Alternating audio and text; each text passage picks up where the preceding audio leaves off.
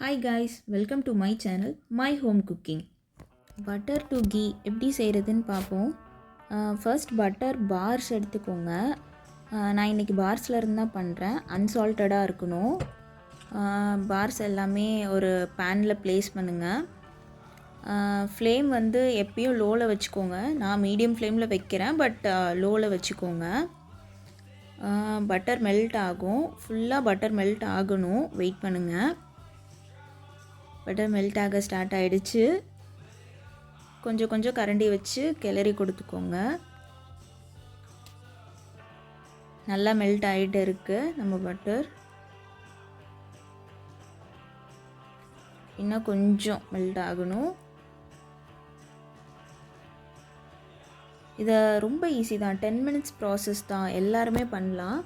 இப்போ நீங்கள் மில்கில் மேலே ஆடை கட்டுது இல்லையா, அதையும் எடுத்து வச்சு சேகரித்து இந்த மாதிரி நெய் வந்து செய்யலாம். மெல்ட் ஆகிட்டு இருக்குது.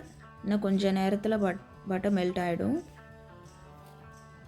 இன்னும் கொஞ்சம் இருக்குது. பாலாடையிலேருந்து செஞ்சால் எந்த காஸ்ட் எஃபிஷியண்ட்டாக இருக்கும். இப்போ ஆனால் நான் பட்டர் பார்ஸ்லேருந்து தான் பண்ணியிருக்கேன். நல்லா நுரைச்சி வந்திருக்கு. இந்த நுரையெல்லாம் அடங்கிடும். கொஞ்சம் நேரத்தில் கீழே போய் செட்டில் ஆகிடும்.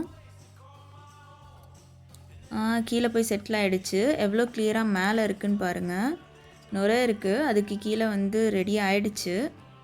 அதுக்கு கீழே கீ ரெடி ஆகிடுச்சு. கொஞ்சமாக கருவேப்பிலை சேர்த்துக்கிறேன், ஒரு எக்ஸ்ட்ரா டேஸ்ட். ஒரு வடிகட்டி வச்சுக்கோங்க. கீழே மோஸ்ட்லி கிளாஸில் வந்து கீயை ஸ்டோர் பண்ணுங்கள். ஏன்னா இப்போ வந்து சூடாக இருக்கும் இல்லையா, ஊற்றும் போது கீ வந்து கிளாஸாக இருந்தால் பெட்டராக இருக்கும். ஸ்டெயின் பண்ணுறது ஒரு மேலே ஒரு துணி வடிகட்டி வச்சுட்டு கீழே ஸ்டெயினர் வச்சுருக்கேன்.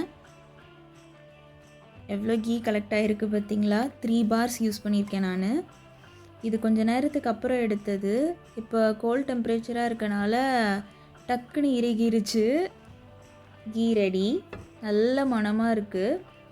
இந்த பட்டர்ஸில் இருந்து தான் கீ வந்து நான் ரெடி பண்ணேன். இது காஸ்கோவில் வாங்கின பட்டர் தான், கிரிக்லாண்ட் பட்டர். எந்த பட்டர்னாலும் அன்சால்ட்டட் பட்டரில் பண்ணிங்கன்னா இந்த மாதிரி கீ கண்டிப்பாக கிடைக்கும்.